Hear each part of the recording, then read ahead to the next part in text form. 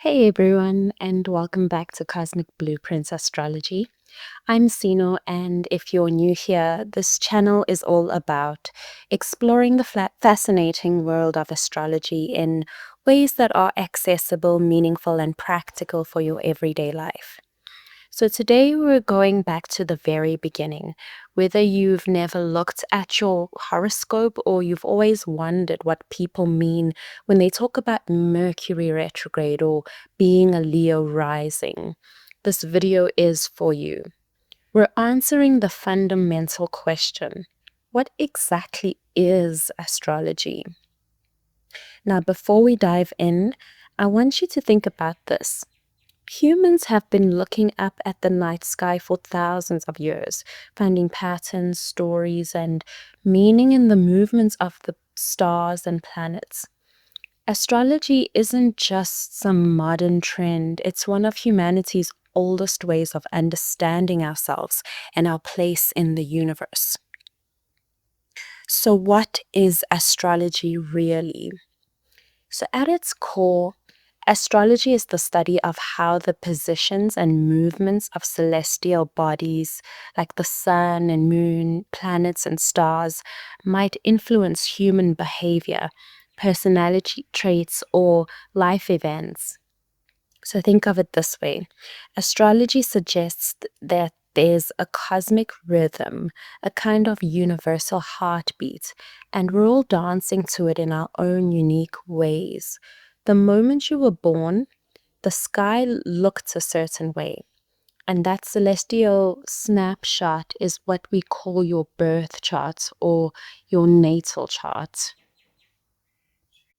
So let's begin with the basic building blocks. Let me break down the essential components that make astrology work. So, firstly, we have the zodiac signs. You've probably heard of the 12 zodiac signs. So, we have Aries, Taurus, Gemini, Cancer, Leo, Virgo, Libra, Scorpio, Sagittarius, Capricorn, Aquarius, and Pisces. These aren't just random symbols. Each one represents a different energy, personality, archetype, and way of being in the world. Your sun sign, which is what most people call your sign or your star sign, is determined by where the sun was when you were born. But here's where it gets interesting. Astrology is so much more than just your sun sign. So we also have the planets. In astrology, we work with 10 main celestial bodies. We have the Sun, Moon, Mercury, Venus, Mars, Jupiter, Saturn, Uranus, Neptune, and Pluto. Yes, we know the Sun and Moon aren't technically planets, but in astrology, we call them planets for simplicity. So each planet governs different aspects of your life and personality. The sun represents your core identity and life purpose. The moon governs your emotions and inner world. Mercury rules communication and thinking. Venus influences love, beauty, and values. And Mars drives your energy, passion, and how you take action. And the list goes on. Each planet was in a specific zodiac sign when you were born, creating a unique cosmic fingerprint. So next we have the houses. So imagine your birth chart as a circular house with 12 rooms. Each room or house represents different areas of your life: your career, relationships, health, finances, family, and so on. The planets and signs show up in different houses, telling a story about where these energies will play out in your life. So there's some common misconceptions about astrology. So let me address some myths right now off the bat. So the first one would be astrology is just fortune telling.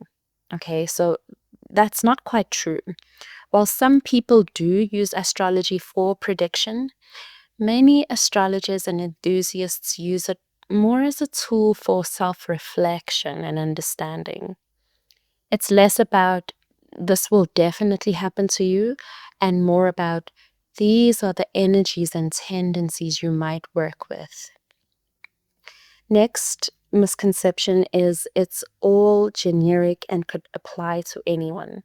Okay, so this is true if you only read newspaper horoscopes, but real astrology is incredibly specific.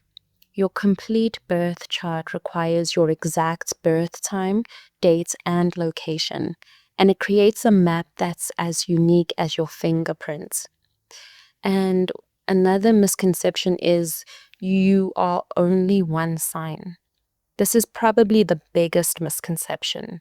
You have all 12 signs somewhere in your chart, plus all the planets. You're not just a Scorpio or just a Gemini. You're a complex blend of cosmic influences. So, how does it actually work? Now, this is where astrology gets philosophical. There are different schools of thought. Some people believe in a literal influence, that the gravitational pull and electromagnetic fields of celestial bodies actually affect us physically and emotionally. And then others see it more symbolically, that the movements of the planets reflect or mirror what's happening in our psychological and spiritual developments without necessarily causing it. And some view it as a powerful tool for introspection and timing, regardless of the mechanism behind it. The truth is, we don't fully understand how or why astrology might work, but millions of people find it meaningful, insightful, and helpful in their lives. So, what can astrology do for you? So, whether you're a skeptic or a believer, astrology can offer several practical benefits. Firstly, self understanding. Your birth chart can reveal patterns in your personality, strengths, challenges, and motivations that you might not have noticed before. With timing, many people use astrological transits, so the current movements of planets, to understand the themes and energies present in their lives at any given time. With relationships, comparing birth charts can offer insights into relationship dynamics, communication styles, and compatibility. And personal growth, astrology can highlight areas for improvements and help you understand your natural talents and potential blind spots. And lastly, perspective. Sometimes just knowing that challenging periods are part of larger cycles can provide comfort and context. So, getting started, if you're curious to explore further, here's what I would recommend. First, get your birth chart calculated. You'll need your birth date, exact time, and location. There are many free websites that can generate this for you instantly. Start by learning about your big three, your sun sign, moon sign, and rising sign, which is also called your ascendant. And then these form the foundation of your astrological personality. Read about them with an open but discerning mind. Notice what resonates and what doesn't. Astrology should feel illuminating, not limiting. So here's something important I want to emphasize. Astrology works best when it's used as a tool for empowerment, not as an excuse. Your birth chart shows potentials and tendencies, not predetermined fate. You always have free will and the power to shape your life. Think of astrology like weather forecasting for your inner world. A weather report might say there's a chance of rain, but you still decide whether to bring an umbrella, stay inside, or dance in the storm. So there you have it, astrology in a nutshell. It's an ancient practice that offers a unique lens for understanding yourself, your relationships, and your place in the cosmic story we're all part of. So, whether you approach it with total belief, healthy skepticism, or simple curiosity, astrology can be a fascinating tool for self discovery and reflection. The most important thing is to use it in a way that feels empowering and authentic to you. So if this video sparked your interest, I'd love to help you dive deeper. In upcoming videos, we'll explore your birth chart components, understanding planetary transits, and diving into practical ways to use astrology in your daily life. Hit that subscribe button if you want to join my cosmic community, and let me know in the comments what's your sun sign and what's one thing about astrology you're most curious to learn. Until next time, keep looking up and remember, the cosmos is always conspiring to help you grow.